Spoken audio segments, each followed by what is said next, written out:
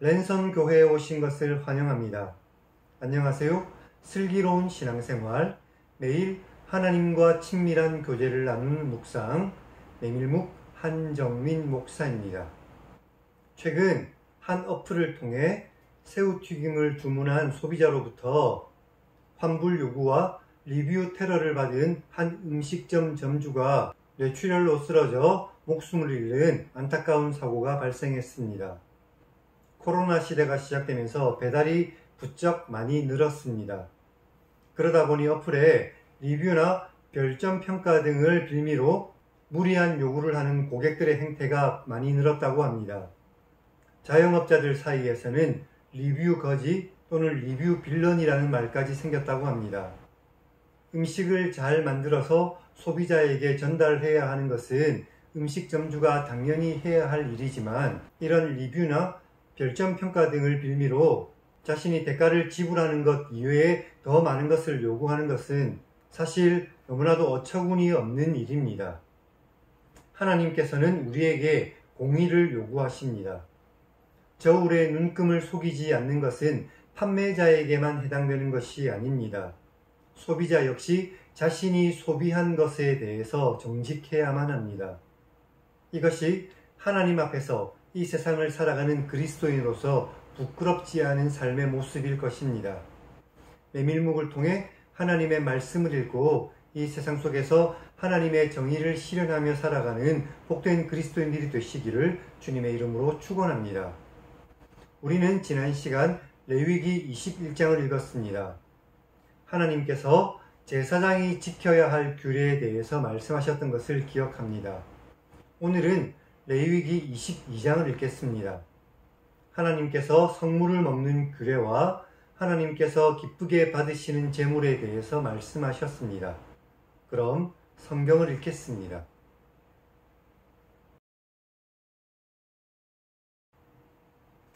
여호와께서 모세에게 말씀하셨습니다. 아론과 그의 아들들에게 말하여 그들이 이스라엘 자손이 내게 드리는 그 성물에 대해 스스로 구별하여 내 성호를 욕되지 않게 하라. 나는 여호와다. 그들에게 말하라. 누구든지 내 자손 중에 대대로 그의 몸이 부정하면서도 이스라엘 자손이 구별하여 여호와께 드리는 성물에 가까이 하는 자는 내 앞에서 끊어질 것이다. 나는 여호와다. 아론의 자손 중 나병 환자나 유출병자는 그가 정결하기 전에는 그 성물을 먹지 말 것이고, 시체의 부정에 닿은 자나 사정한 자나 무릇 사람을 부정하게 하는 벌레에 닿은 모든 사람과 무슨 부정이든지 사람을 더럽힐 만한 것에 닿은 자, 곧 이런 것에 닿은 자는 저녁까지 부정하니 그의 몸을 물로 씻지 않으면 그 성물을 먹지 못하며 해가 질 때에야 정할 것이니 그 후에야 그 성물을 먹을 것이다. 이것은 자기의 음식이 되기 때문이다. 시체나 찢겨 죽은 짐승을 먹어 자기를 더럽히지 말라. 나는 여호와다. 그들은 내 명령을 지킬 것이다. 그것을 지키지 않으면 그로 말미암아 죄를 짓고 그 가운데서 죽을까 염려하노라. 나는 그들을 거룩하게 하는 여호와다. 일반인은 성물을 먹지 못할 것이며 제사장의 객이나 품꾼도 다 성물을 먹지 못할 것이다. 그러나 제사장이 그의 돈으로 어떤 사람을 샀으면 그는 그것을 먹을 것이며, 그의 집에서 출생한 자도 그렇게 하여 그들이 제사장의 음식을 먹을 것이며, 제사장의 딸이 일반인에게 출가하였으면 거제의 성물을 먹지 못하는데, 만일 그가 과부가 되든지 이혼을 당하든지 자식이 없이 그의 친정에 돌아와서 젊었을 때와 같으면 그는 그의 아버지 몫의 음식을 먹을 것이나 일반인은 먹지 못할 것이다. 만일 누가 알지 못하는 중에 성물을 먹으면 그 성물에 그것의 5분의 1을 더하여 제사장에게 주어라. 이스라엘 자손이 여호와께 드리는 성물을 더럽히지 말 것이니 그들이 성물을 먹으면 그 죄로 인하여 형벌을 받게 할 것이다. 나는 그 음식을 거룩하게 하는 여호와다. 여호와께서 모세에게 말씀하셨습니다. 아론과 그의 아들들과 이스라엘 온 족속에게 말하라. 이스라엘 자손이나 그 중에 함께 사는 자가 서원제물이나 자원제물로 번제와 더불어 여호와께 예물로 드리려면 기쁘게 받으심이 되도록 소나 양이나 염소의 흠없는 수컷으로 드릴 것이니, 흠 있는 것은 무엇이나 너희가 드리지 말아야 할 것은 그것이 기쁘게 받으심이 되지 못하기 때문이다. 만일 누구든지 서원한 것을 갚으려 하든지 자의로 예물을 드리려 하여 소나 양으로 화목제물을 여호와께 드리는 자는 기쁘게 받으심이 되도록 아무 흠이 없는 온전한 것으로 할 것이니, 너희는 눈먼 것이나 상한 것이나 몸에 배임을 당한 것이나 종기 있는 것이나 습진 있는 것이나 비루 먹은 것을 여호와께 드리지 말며 이런 것들은 제단 위에 화제물로 여호와께 드리지 말라. 소나 양의 다리가 길거나 짧은 것을 너희가 자원제물로는 써도 되지만 서원제물로 드리면 기쁘게 받으심이 되지 못할 것이다. 너희는 고환이 상하였거나 으스러졌거나 터졌거나 배임을 당한 것은 여호와께 드리지 말며 너희의 땅에서는 이런 일을 행하지도 말고, 너희는 외국인에게서도 이런 것을 받아 너희 하나님의 음식으로 드리지 말라. 이것은 결점이 있고 흠이 있는 것이니 너희를 위하여 기쁘게 받으심이 되지 못할 것이다. 여호와께서 모세에게 말씀하셨습니다. 수소나 양이나 염소가 나거든 이래 동안 그것의 어미와 같이 있게 하라. 8째 날 이후로는 여호와께 화제로 예물을 드리면 기쁘게 받으심이 될 것이다.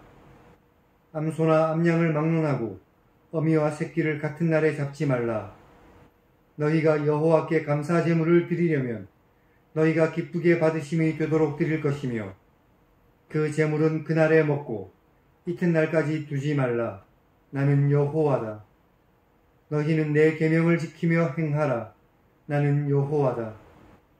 너희는 나의 거룩한 이름을 욕되게 하지 말라. 나는 이스라엘 자손 중에서 거룩하게 함을 받을 것이다. 나는 너희를 거룩하게 하는 여호와며 너희의 하나님이 되려고 너희를 애굽 땅에서 인도하여 낸 자니 나는 여호와다.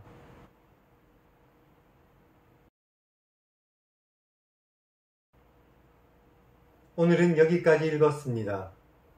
제사장이라고 할지라도 하나님께 바쳐진 성물을 자신이 마음대로 먹을 수 없었습니다. 제사장이라도 여러 가지 이유로 부정해졌다면 정결해진 이후에야만 성물을 먹을 수 있었죠. 제사장은 이 성물을 잘못 먹으면 죽을 수도 있었습니다. 그리고 일반인은 성물을 잘못 먹었을 때 그 성물에 5분의 1을 더해서 제사장에게 주어야 했죠.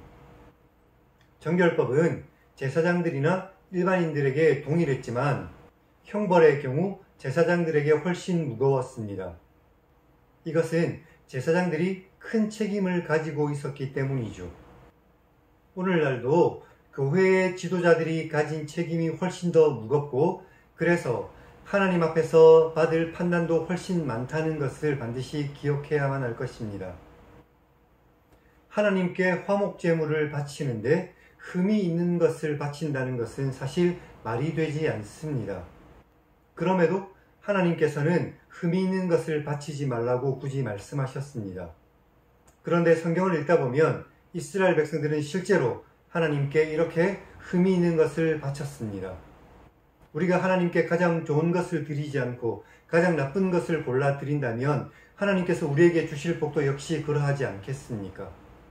28절에 어미와 새끼를 같은 날에 잡지 말라고 하신 것은 인도적인 이유거나 아니면 실용적인 이유거나 아니면 알려지지 않은 이방 풍습을 피하기 위해서였을 수도 있을 것입니다. 중요한 것은 우리의 잘못된 예배가 하나님의 거룩한 이름을 훼손시킬 수도 있다는 것입니다.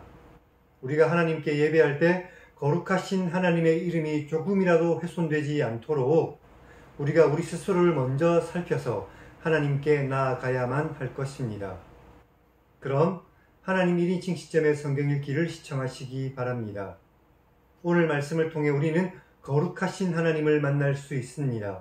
이 거룩하신 하나님 앞에 나아갈 때에 우리 자신을 먼저 살펴보고 스스로 정결하고 거룩한 모습으로 하나님께 나아가 예배하는 복된 그리스도인들이 다 되시기를 주님의 이름으로 간절히 축원합니다.